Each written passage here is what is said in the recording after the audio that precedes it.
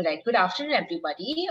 So for the benefit of all of our listeners and everybody here, what we're going to really discuss today is India's decision to walk out of the RCEP agreement.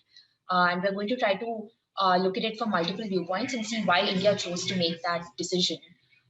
So just before we get into it, like a small brief on the RCEP. So the Regional Comprehensive Economic Partnership, or the RCEP, is essentially a free trade agreement, and it was signed last November. So there are currently 15 member countries who are part of this trade agreement. We have the 10 ASEAN members, as well as Australia, China, Korea, Japan, and New Zealand, who've signed this agreement, right? So currently, given the size of the countries that have signed this agreement, it is said to be the largest regional trade agreement that is in existence. So it's fair to question and to raise this question as to why India chose to opt out of this, despite the fact that from 2013 when negotiations started, India was a key partner. But in 2019, what the government decided was that a lot of the concerns that India found very pertinent to itself were not being comprehensively addressed, within the negotiations, and hence India chose to discontinue, being a part of the agreement, right? So what we're going to essentially look at is why India chose to make this decision, and what are the implications of this for us as a country, but also just in the global scenario of how we deal with this. So to share his views and to give us a deep insight into how we really look at this decision, we have our esteemed guest on the podcast with us today. I hand over to Subi to introduce Mr. Mohan Guruswamy, our esteemed guest, who's going to take us through this session. Thank you, Lisa. It gives me immense pleasure to welcome Mr. Mohan Guruswamy, Distinguished Visiting Fellow at the Peninsula Foundation, to speak on this very interesting but also pertinent topic today. Mr. Guruswamy is the chairman and founder of the Center for Policy Alternatives and has also formerly served as the advisor to the finance minister. He is widely acclaimed in academic and policy circles and has authored several books on policy and governance. Throughout his career, Mr. Guruswamy has held several roles, including teaching, senior management, journalism, and in the government. We are absolutely delighted to have you with us today, sir. Given your experience and expertise in policy matters, we are sure it is going to be an enriching experience to hear your views on India and the RCEP. With that, let me delve right into the question. My first question, let me just start off with a very generic question to the topic at hand today. So India's decision to opt out of the RCEP was largely based on wanting to protect, domestic industries from cheap Chinese imports, as well as the fears that our industries would be unable to compete with international standards, right? So in this light, do you think our government has sort of tossed in the cushion of protectionism over the creative forces of creative destruction that trade would bring in? And in opting out of such agreements, are we making a trade-off between providing Indian consumers with high quality products versus allowing our industries to flourish? So that would be my opening question to you, sir. India opted out of RCEP in 2019, I think after the 18th round or whatever. He had no objections placed till that 18th round. Suddenly, we had a whole lot of objections, and we wanted them to be addressed. Now, that coincided with a major economic slowdown in India. And our trade balances were getting out of control. But that had nothing to do with RCEP or imports or coming in via RCEP or, through preferential trade or whatever. It just happened that, we were just not making enough investments in our economy. If you look at capital investment, by that time had come down to about 7% of GDP. If you have 7% of GDP as capital investment, your savings rate are coming down. Your savings rate had come down to about 24, 25%. Then you can't blame external forces for it. The blame lies internally. that you're not able to get your economy into order, into control, and make the necessary pushes to get it going again. Now, capital expenditure, savings rate, which is actually taxation plus domestic savings and what have you, household savings, are internal matters. You can't address them through external forces. Now, if you look at it, have any imports for decrease from China? China still has a trade balance of about $55 billion with us. Every country in the world has a trade balance, except the United States. But the United States has trade deficits with every country in the world. Matter of fact, world GDP growth depends on US trade deficits. Imagine a world without US trade deficits. Will anybody have surpluses? Now, so I think the objective issue, conditions, didn't change. Whether this would have conferred any benefits to us is a matter we can discuss. But did we reduce imports from China? Did we reduce imports from the other countries, from Korea, from Thailand, from Malaysia? The record doesn't speak so. We continue to be a huge import guzzler economy. Our trade imbalance is over $120 billion a year now. We have been doing that for the last 25 years. It's not something we started new. So every time our trade balance widens, the rupee devalues. 30 years ago, the rupee was 20 rupees to a dollar. And look at where we are now. And that's simple economics. You can't look for externalities to blame for that. If you keep on importing oil and not export, you have to pay. Oil is your single biggest import. You got to pay for it by exporting. You can't pay for it by devaluing your rupee and paying with money you don't have. So I don't think RCEP made any difference to us, membership or no membership. The trick for India is to get competitive, to get its act together, to get onto a growth mode, a domestic growth mode. When you start growing domestically and your production exceeds your domestic market demand, then it'll go out. Right now, whatever you produce is sold in India because the growth is not much. All right, sir. Thank you very much for your response on that. Along those lines, do you also think how does India's walkout of the RCEP play on the Look East and the Act East policy, where the primary objective was, greater integration with the Asian neighbors, right? So logically on those lines, the RCEP would have been a very natural extension of the Act East policy. But you think it's contradictory in nature that the government has to do? You see, if your economy was growing at 7-8%, you could have made the external move. You could have gone to RCEP, you could have gone to various trade blocks because you're in a growth mode and you would have attracted investment. Now, what has happened now is that we stopped growing. We started declining. 2014, 2010, we were growing at about real rate at about 12 to 13%. That started declining. And it came down to about 3% in 2019. So before the COVID also hit us, we were in the trough. When COVID came, but nothing had changed except that we have stopped growing. And when we stopped growing, we started blaming imports for it. Now, what are Chinese imports which come in? This whole theory that, that they're selling us rubbish and things we don't need is unfounded. The amount of kites and the amount of tops and toys which come is small and negligible.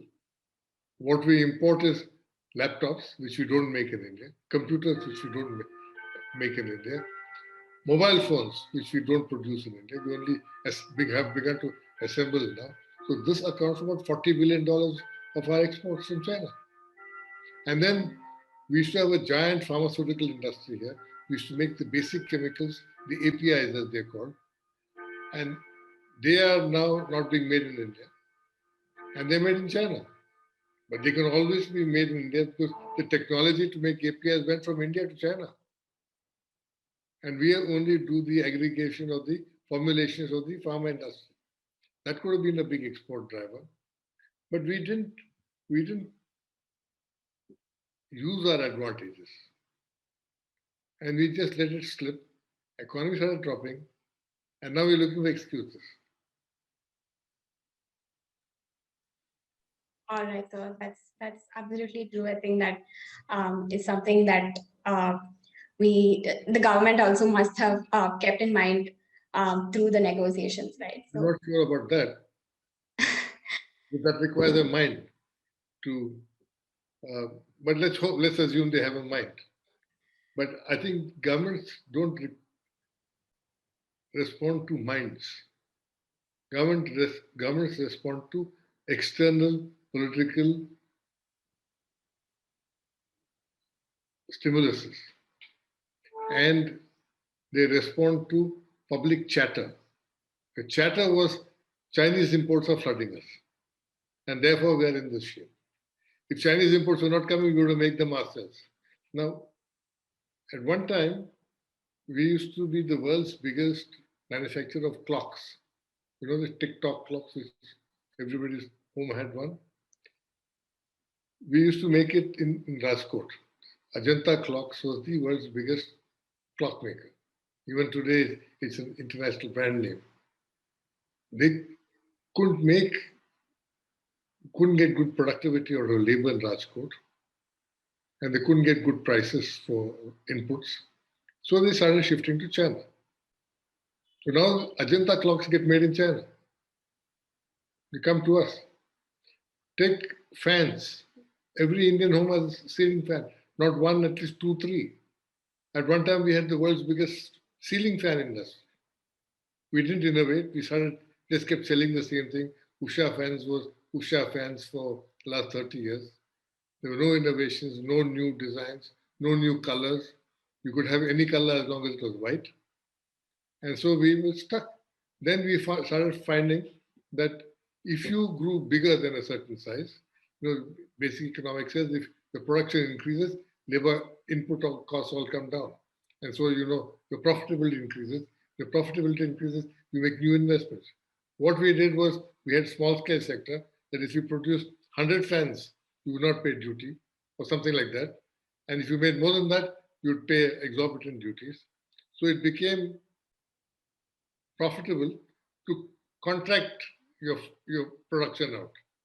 So if Usha fans or Orient fans or whatever was there, they were giving it to small manufacturers to make them and put their labels on it to save that excise duty. As a result, now the small manufacturers are not able to compete against giant Chinese manufacturers. So now we get Usha fans from China, Orient fans from China, Havells fans from China. So this is the way we shoot ourselves in the feet. To address that, RCEP membership doesn't make any difference, or any FTA membership makes no difference. It is how we organize our domestic industry, how we restructure our domestic industry, which will make the difference. Okay, sir. Yes. So, over to you. Yeah. On that, thank you, Subi. So on that point, sir, that you mentioned, where in a way our domestic industries at home are on some grounds, they are obviously unable to compete with the levels that the international standards require them to be at. And that's also one of the fundamental reasons why the Indian government cited where they wanted to protect domestic industries, and hence they said entering into such kind of an agreement would be problematic. At the same time, currently we do have a large trade deficit with China. But and as you mentioned, sir, we have the kind of goods that we import in from China are also quite fundamental to like the industries that we need in terms of we as of now aren't in a position to produce them at home. So, sir, if the government is really trying to if we want to make our industries at home competitive while at the same time ensure that what comes in from China can't essentially be cut off, how do we kind of balance that and go forward in terms of making our industries competitive while at the same time not completely cutting off, the kind of products that we really need from China? So one simple fact of life that you don't become competitive till you compete. And you compete not with your own, you compete with foreign markets.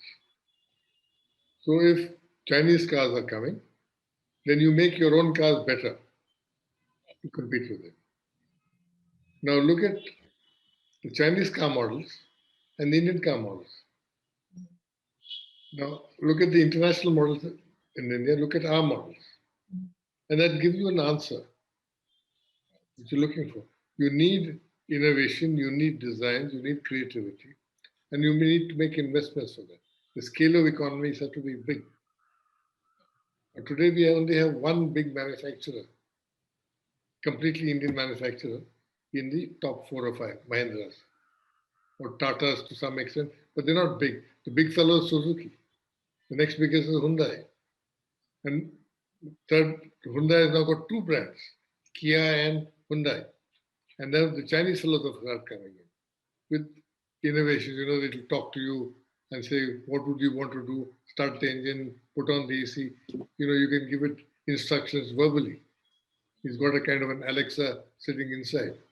So they do these little innovations. When Honda was started selling in America, everybody thought people were buying Hondas because the engines were good and they were very silent. In the beginning, they were all clattering and noisy as others. But Honda had small things like cup holders, places to put your water bottle, and things like that, and armrests at the back. American cars didn't offer that, but so people are buying cars. People assume that all cars are about the same. So I buy a car for a certain small advantage. Like today now, everybody's giving air-conditioned vents in the seats.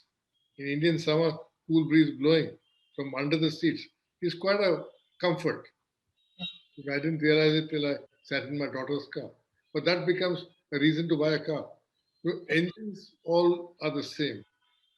The panel plates are all made in the same machines. They're not very different. You innovate in small designs. Somewhere along that road, we have lost that little creativity. That will come only through competition. Look at Mahindra cars. How are they getting better? They're getting better each year. Each model gets better. Look at the new Jeep which has just come out. I drove it the other day. It's a world-class car. It has come because Jeep itself came. So Mahindra had to make the Thar to compete with Jeep and made it better. So, therefore, foreign competition makes you better. That's a rule we must not forget. So to say that they'll come and eat up our markets, now look at how we can get markets. Today we are a big producer of coffee. Is there a pound of coffee with Indian brand names being sold abroad?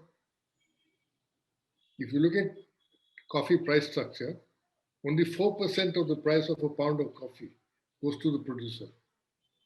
34% goes to the trade. 40% goes to the manufacturer. So the person who owns the brand name, he makes the money. So unless we have our own brands, unless we have our own exports with our brands, with Indian companies doing it, so all the exporters of coffee and tea are foreign companies. They have different sources of sourcing, and they will source what is cheaper. If you have coffee from Kenya, tea from Kenya to England is closer. Unless you have a brand like Darjeeling, you build a brand, you invest in building a brand. We're only learning this game now because we want to go out. Tata bought Tetley Tea Company and wants to go abroad. Realize that Darjeeling is a big brand name. Start building on it. So you have to build all these things. It can't be done overnight. Or you can only be an exporter of primary commodities. We export iron ore. Because iron ore is the easiest thing to export. You dig the ground, put it on an earth mover and take it to a conveyor belt and then send it out to China to make steel. We've got to learn to make steel here. To make steel cheaper. If Chinese imports come, we can compete with it. At one time, steel used to come from England. Then we started making steel. Now steel has begun to come from China. We've got to deal with it competitively, not through hiding behind tariffs. A tariff makes you inefficient. A tariff can be short term, 1 or 2 years. You can hide behind it. But sooner or later, you'll have to make it yourself. Get out of the tariff because you want to export also.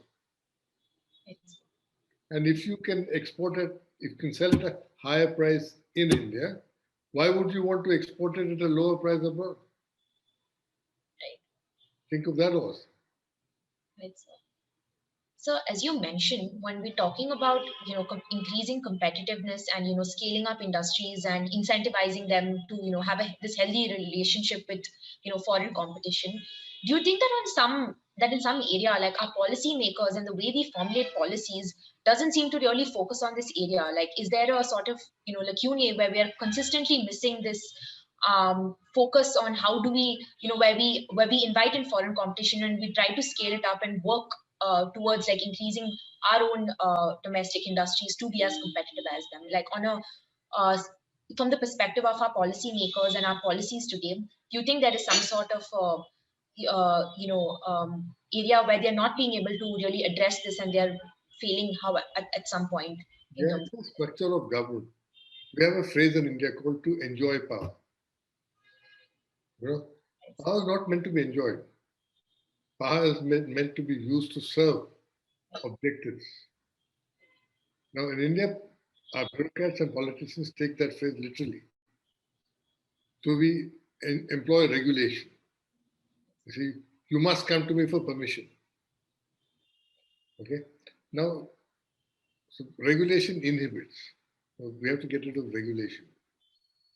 Large bits of regulation can be scrapped. You can have regulation on pollution and environment discharge, but you can't have regulation what you make. You have regulation what you make. Then you have to be able to target. Now, Japan has a ministry called MITI, Ministry for International Trade and Industries. MITI would decide that we want to be the world's biggest camera manufacturer. So what do we need for that? We need special steels.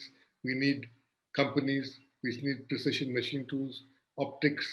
So they go around building an ecosystem for cameras.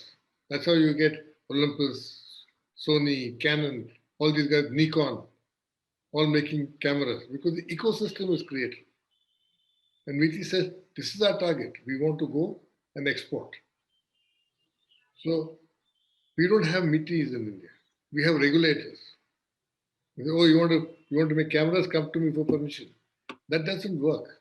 You're going to get a complete push from behind. That is what China is doing, adopting the Japanese model. They decide that, the security cameras in airports, when you go and you put your suitcase in, the Chinese decided they're going to dominate that. And so the government started giving them pushes. And so that, to some extent, entails a subsidy. The subsidy you can give directly or you can give through tax concessions. There's nothing wrong in that. And you can do it with opacity. Anything the Chinese can do, you can also do. But you don't want to do. So, because another problem in India is that our bureaucrats have short tenures. Joint Secretary Textiles will come for 2 years. You take the fellow 6 months to learn something. Then he's ready to go. And he wants to enjoy power a little while. So, he's killed the textile industry and he goes away somewhere else to kill something else now. So, problem with our bureaucracy, there's no continuity, there's no objectives. And that if you set a goal that I want to export, say, $1 billion worth of cars, which we can, who's responsible for it? Who's going to own that policy? Because the guy who starts supposed to carry out that policy, he's gone in a year. Then another guy will come. So you've got to get people to own policy. If you stay there. And we should have our Ministry of International Trade and Industries. It will combine together. Our Commerce Ministry is different. Our Industries Ministry is different. Industries Ministry is basically now controlling public sector. He doesn't want to let go of public sector because that is some way of collecting capital. rents for himself and enjoy power. So you have to restructure government to do all this and set out a government by objectives and allocating responsibilities. And this is what I want to do, and this is what my economy is going to be like. An economy of where we dominate specialist markets. And there's a certain spirit which goes with it of nationalism. So we mistake nationalism for protectionism. Now, after the war, there was a man called Konosuke Matsushita. He started this company which makes National, Panasonic, all these products. So Matsushita, in the debris of the war, decided that he wants to make something. So he spotted television sets and radio sets to make. And then he said that Japan will never again lose a war. That's his determination, that he wants to dominate the world. So I started making this television sets, national television sets, black and white sets. He went to America and found the biggest manufacturer. There was a company called Zenith. He promptly went and bought it over. And then shut down Zenith and started flooding the American market with Japanese TVs. So you do it with singular determination. You go to dominate a market. It's war by other means. So we don't want to wage war by other means. And the way in the modern age, you win by dominating foreign markets. In the old days, you colonized countries and dominated their markets. Or you had competitive advantage and dominated markets now. So you have to get a competitive advantage to dominate markets.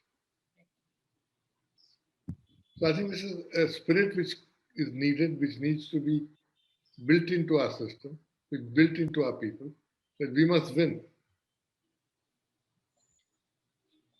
Thank you, sir. That's a very interesting take on how we fundamentally even approach the entire issue from the very roots of it, from the heart of just how we look at our structures and how they approach these kind of issues. So yeah, thank you, sir. Subi, would you like to take over? Yes. So continuing along the lines of the policy and governance aspect, right? So in terms of FTAs, India already has several pre-existing bilateral trade agreements with especially comprehensive ones, especially with Japan, South Korea. And there's also a lot of enthusiasm about new ones being made with countries like Australia, right? But historically, India seems to have underutilized these FTAs. And like you said, we just keep importing, and we have, as a result, incurred a lot of, deficits. So India's past performance, given that India's past performance in terms of FTAs and bilateral trade has been dismal, do you think there's a need for like a structural revamp of our foreign policy in terms of trade? Not really. Foreign policy has very little impact on trade. We don't like China, but we keep importing from China. Chinese don't like Japanese, but they keep getting Japanese investments. So foreign policy has nothing to do with trading relationship and investment relationship. But we can, if we had joined RCEP, one of the arguments was that forget about Chinese imports to India, but Australia and New Zealand will flood us with dairy products. Now we have the world's biggest milk production. But our milk production is inefficient, collection is inefficient. So we have to, because by the time the milk leaves the cow and comes to the plant, sometimes 12 hours, 24 hours take place, the milk forms bacteria. So you have to bring the milk in, make it powder, and then reconstitute it again. It's one extra process to clean it up. So we need to get our collection chains in order and disperse our collection chains, improve rural transportation, roads, and also realize that big dairy farms are more efficient. One guy producing with milk with 2 cows in his backyard. We don't know what the quality is going to be like. What is the fat content going to be like? How much of water is he adding? Now, all this has to be controlled properly and regulated properly. Now, if Australian milk came, it would have forced us, our manufacturers, to improve. Amul would have improved, everybody would have improved. But that has not happened. And if you think Australian and New Zealand milk products are going to swamp us, there are ways of dealing with it. So when I was in government, there was a problem with milk. They were selling, Europe had a mountain of milk fat, which is really mounds of milk which has been powdered. And that is brought into India to add into our milk during lean season. And they wanted to be able to they said we'll give it away free. Because Indian children don't get enough milk, we'll give all this free to you. But what would have happened was domestic prices would have been pushed down and it would have disincentivize our producers. So policy came to government and government had to frame. So I framed a policy saying that, we should take anything which comes, which is very good, but all milk products should come to Tuticorin port. And in Tuticorin, we should examine them batch by batch for mad calf disease. Because meantime, there was mad cow disease in Europe and nobody was buying their beef. And their milk was also being denied market. Russia stopped buying.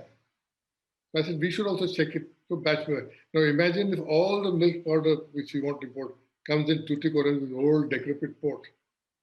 We designate that as a port. And then, we can slow imports down. Now, France dealt with, in winter sports is big in Europe. So Japan started exporting skis, VCRs to France. And when France wanted to export skis to Japan, the Japanese put controls on it, saying that our snow is different. The crystalline structure of our snow is different, so we will have to test your skis. So what France did said, that's very nice, you must test it, but we will now test all your VCRs in one port in Toulouse. So let all your VCRs come to Toulouse, let them pile up in the warehouse, then we will check them batch by batch. So this is how you play the game intelligently.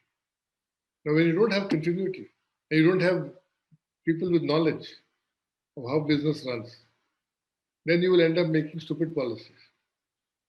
So we end up making policies which will benefit the foreign manufacturer more than our domestic industry. So this is again something we have to be careful because India, being an open country, has lots of lobbies. We have lobbies representing foreign companies, Indian companies. We have, I remember once I was in a foreign policy seminar in Delhi. Our strategic experts were very concerned that the Americans hadn't sent an ambassador to India as yet. This was about 3-4 years ago. I said, they don't have to worry. They have all you ambassadors for America here. We have a huge lobby of people wanting to push American interests. So India is like that. You're going to have people batting for India, but intelligently. Putting blocks on imports does not help you. It harms you. But you can regulate imports intelligently. And that is to be done. For that we need long-term players, long-term vision, and more decentralized government, a government which functions by objectives. If the Prime Minister of India is going to sign off on 700 files a day, he has no time for attention. All power is centralized. So there are a lot of structural problems we need to address. All right, sir. Thank you very much. Especially the examples that you gave on VCRs and this case, I have never heard of that before. That was very, interesting to learn about. Since you also spoke about dairy, and given that currently the Indian government seems to also have raised the question of some of it in industries like agriculture, for instance. Do you think India could have, for the RCEP in particular, approached a stance wherein they protect some industries like agriculture, for example? By protect, I mean maybe use any of these innovative methods that you suggested, while on the other hand, going ahead with the overall RCEP and not protecting some of the other industries that they want to make more competitive? I'll tell you one thing. Our agricultural products cost the least in the world. Cost the least in the world. Nobody sells wheat at 20 rupees a kilo anywhere in the world. Nobody produces wheat at 1,300 rupees a quintal anywhere in the world. But finishing the wheat, making it into flour, packaging it properly, putting additives, and you see increasing. Can you buy loose wheat anymore in the market? Can you buy loose rice? Do you buy loose sugar anywhere? We are forced to get more packaging, more value addition. So that was bound to have happened. If Australian wheat came, we wouldn't have bought Australian wheat saying that it comes from Australia, because its wheat is wheat.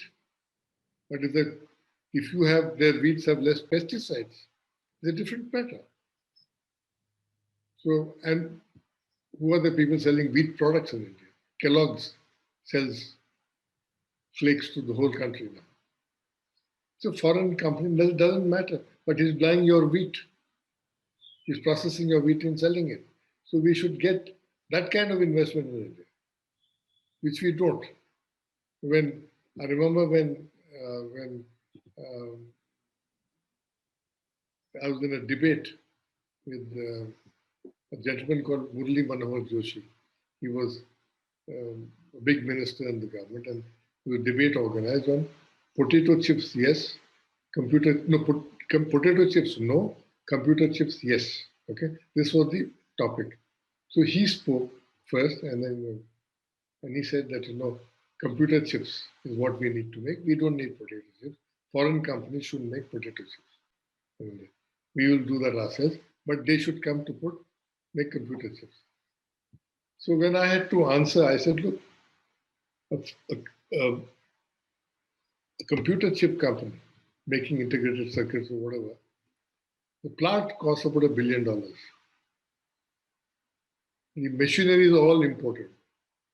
The etching inks to etch the circuits is imported. Only the silicon wafer, which costs about not even 0.1% of the chip, can be procured locally because we have plenty. Silicon is only mud.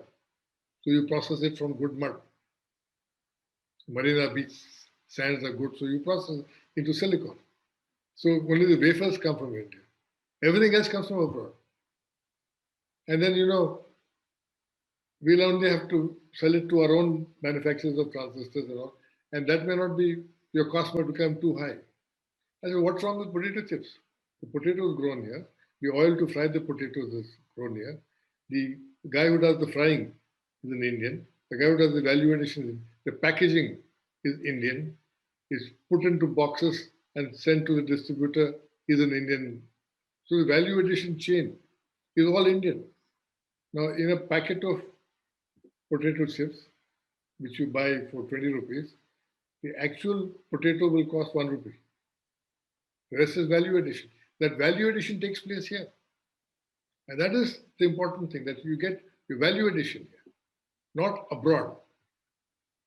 So every time you look at something, we say, what is the value addition here? So now cars come, a car is a block of iron. If you know a standard car weighs about a ton. It is made into an engine, made into a body, into a chassis. All this formation is value addition. So it doesn't matter who makes the car, whether it's Ford or Chrysler or Rolls-Royce, doesn't matter. As long as he buys the steel here and presses the panels here, assembles it here. Now you're getting CBU units, completely built up kits. Everything is brought from abroad and screwdriver here. Now that's the kind of thing we need to avoid. If Mercedes-Benz, you want to make cars here, make it by all means. But make it like Ford does in Chennai or Hyundai does in Chennai. Produce everything here and make it here. Others don't come. So they all come saying that, E-class model, Z200, I'll make it for 3 years. then they say, we phased out that model, we want to CPU the new model. Never make anything. And you make here, export. I would like to see a time if you want to, when all our companies have an import-export balance sheet. What did you import? What did you export? Don't penalize them for it, but keep a watch so that they also know that you're watching. At some stage, you can add a little, tweak a little tax to it to disincentivize imports. But it has to be done very cleverly and targeted way. You can't blanketly increase tariffs. You selectively say that you're consuming too much of foreign exchange, and therefore we're taxing you for it. That's the price you pay. Companies pay, and people pay, and governments also pay. Yes, so I think that is a very nuanced and innovative approach that you have suggested. And I think as future policymakers, people who are listening to this, we should all take note. On that note, I'm handing over again to Lisa. Yes, sir. So a little bit on a slightly different tangent, I wanted to also, and this is something both Sudhi and I were wondering about. So one of the takeaways from the RCEP was also the fact that though India walked out of it, India's Quad partners, that is, Japan and Australia, they did continue, they did reinforce their commitment to being part of the RCEP. And the reason why this becomes important is because, as Quad partners, there's largely this narrative that they are kind of countering, the Chinese influence through stronger Indo-Pacific ties. So, like, what do you believe? Does this kind of imply the fact that, both Japan and Australia have gone ahead and decided to be part of the RCEP? Have they prioritized larger the fact that, even though they have some spats with China, they still want to, scale up and be part of a free trade agreement, something that India hasn't done? Or how do we really interpret this? So that was matter zilch to India. US presence in Indian Ocean matters to India if they give us the kind of information and assistance we want. But tomorrow we have a conflict. We are in a conflict situation with China. Which has Japan made any noise? Has Australia made any noise? Has Japan said, we will give you something at a concessional rate? Has Australia said anything? Has America said anything? They all want to sell you at market prices. And we are the guys with the border with China. When the time for heavy lifting comes, there'll be nobody there. There is nobody there. Now look at the other converse of the thing. Who is the biggest foreign investor in China? Japan. Who's China's biggest trade partner, international bilateral trade partner? Japan. Which country is that China hate the most in the world? Japan. Who's the second biggest trade partner? USA. Who's the second biggest investor? USA. Who does China hate second most? USA. Who do the Chinese completely despise and dislike? Taiwan. So, you got to have some kind of understanding of what is happening here. People will continue doing business.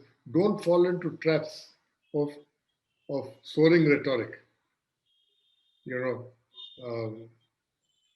That the Quad will come to us. Quad will not come to us. The MRC will tell you when push comes to shove, we are on our own. And we're going to be on our own. So therefore, look at Japan. At the time when they were fighting with China on those islands of Japan, Japanese foreign investment in China actually went up.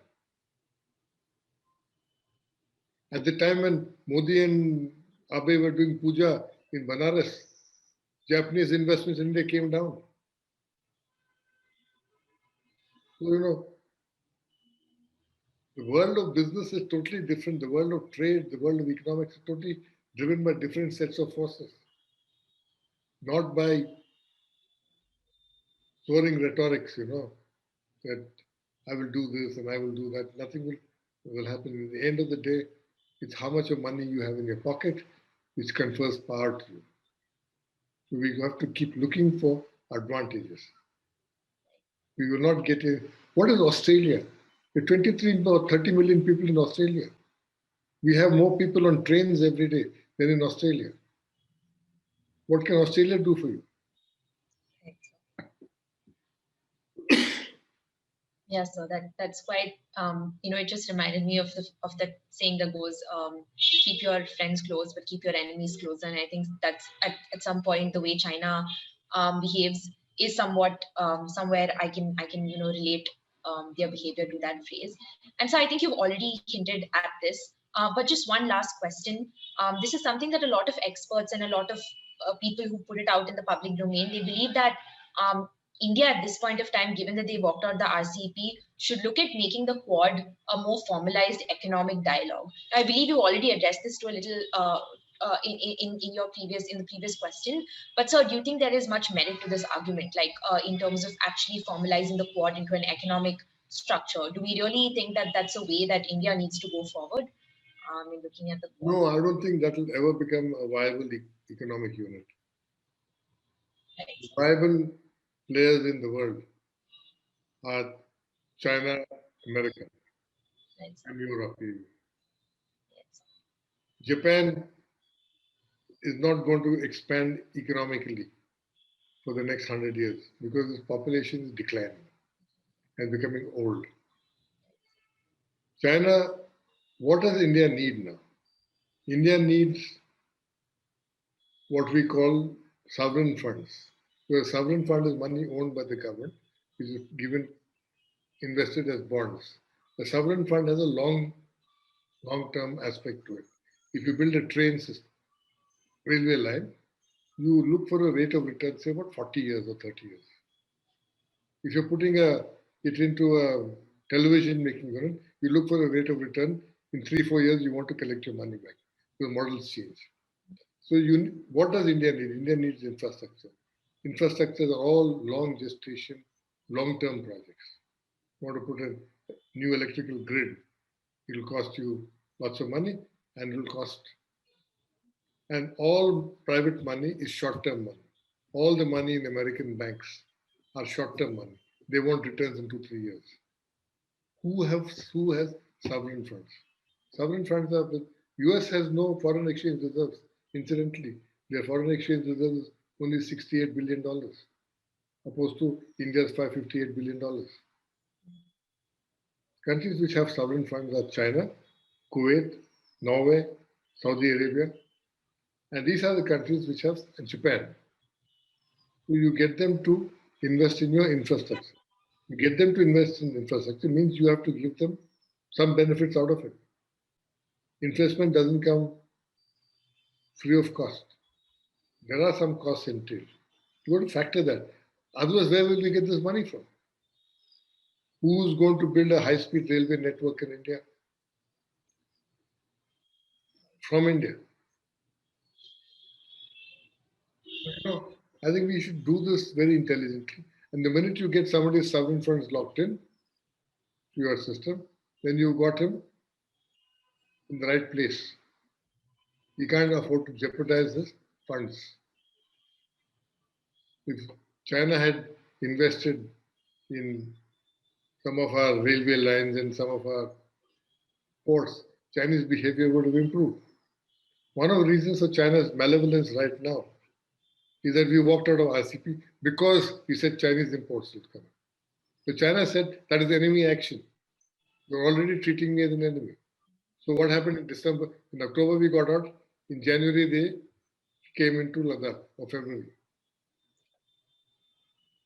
Now, you build friendships, you build stable relations by having trade, business, exchange of technology, exchange of investments. Now, we should tell China that the trade balance is there, but you have to match it with investments. You just can't have a trade balance with us again and again. We have a policy geared at reducing your trade balance. And you can reduce your trade balance by investing in India. And what did we do? We shut down foreign investment from China. Does it make any difference to China? It makes difference to us. And all our startups, high-tech startups, Chinese are big players in startup funds. They're all start for venture capital funds. We shut down Alibaba, this fellow, that fellow. So in a way, to address sentiments, public sentiments are mostly based on ignorance. Too much of patang and manja coming from China. How much has come? And why did you allow it? How many firecrackers came from China? Why didn't you stop it? They're banned for imports in India. But yet today I saw in the market Chinese manja. You know what manja is? Yeah, yes. The thread with glass we use for kite flying. Chinese manja, Chinese kites.